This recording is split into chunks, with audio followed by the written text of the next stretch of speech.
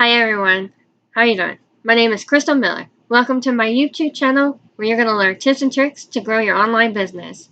Make sure to subscribe to this channel and click on the notification bell so you get alerts when I upload new content for you all, and smash that like button. How to start affiliate marketing without a website. No, you do not need a website to start out, but if you want to succeed with affiliate marketing, I would highly suggest you do create a website. Here's my reason why.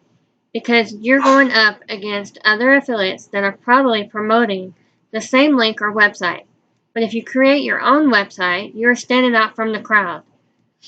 Since you want to do affiliate marketing without a website, you can grab your affiliate link from like Amazon or ClickBank and start making your YouTube videos. So that way, over time, your videos will be working for you.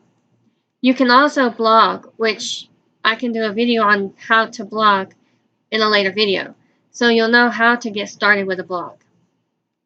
You can find the link down below that has a 7-day free trial that comes with a done-for-you capture pages or websites with tons of training to get you started in the right direction. Click on the first link down below to get started.